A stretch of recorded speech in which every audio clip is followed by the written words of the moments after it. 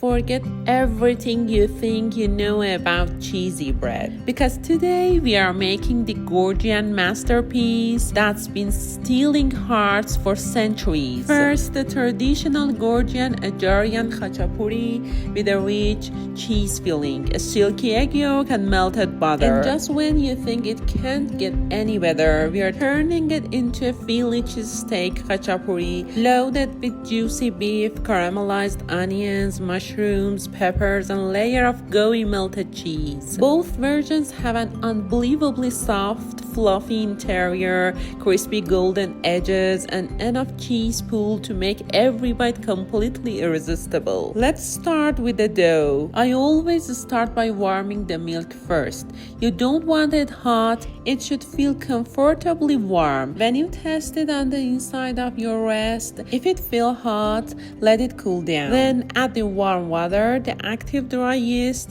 and the sugar. Give everything a quick stir, cover the bowl, and let it sit for about 15 minutes. After 15 minutes, the surface should be nice and foamy. That's exactly what we are looking for. Now, add 1 room temperature egg and whisk everything together until smooth. Pour the mixture into the bowl, then add 500 grams of bread flour. You can knead this dough by hand, but using a stand mixer makes the process much easier.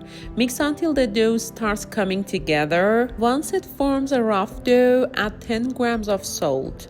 Continue kneading for about 5 minutes. Now it's time to add 40 grams of room temperature butter along with 20 grams of vegetable oil. Keep kneading until all of the butter and oil are fully incorporated. It eventually becomes smooth, soft, and elastic. The dough should wrap itself around the dough hook while still feeling soft and slightly tacky. That's exactly what we want. Resist the temptation to add extra flour. Cover it tightly with plastic, then place a kitchen towel over the bowl. Let it rise at room temperature for about 1 hour. After that, transfer it to the refrigerator for at least 12 hours. The following day, once the dough has come back close to room temperature, gently press the air out. Divide it into 2 equal portions.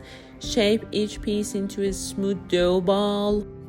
Cover them again and let them rest for another 40 minutes. This second rest relaxes the gluten, making the dough much easier to stretch. While the dough is resting, let's prepare the filling for our Philly cheesesteak version. Start by finely dicing 1 small onion. Cook it over medium heat until it becomes soft, sweet, and lightly golden. Next, add 150 grams of ground beef. Turn the heat up fairly high. You want the beef to brown instead of steaming. Saute it completely. Season it with Worcestershire sauce, smoked paprika, salt, and freshly ground black pepper. Then add finely diced green bell pepper along with chopped mushrooms. Cook everything together for about 2 minutes. Finally, pour in about 2 tablespoons of hot water to deglaze the pan. Now that the dough has rested, take 1 piece of dough and lightly dust your surface with flour. Using your hands, gently stretch the dough into an oval shape. Try to keep it oval instead of making it round. You can also use a rolling pin if you prefer. Place some shredded mozzarella in the center, then bring the edges of the dough together and pinch them tightly to seal. If you don't press them firmly enough, the boat shape can open up in the oven. Place it on a piece of parchment paper, then flip it over.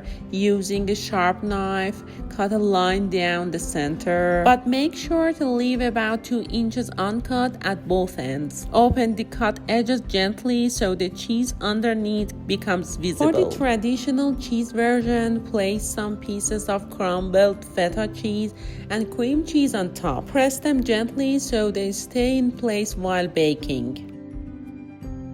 For the edges, mix 1 egg yolk with a little milk and brush it over the dough. This will give the crust a beautiful golden color. For the Philly-inspired Khachapuri, I repeated the same boat-shaped dough preparation.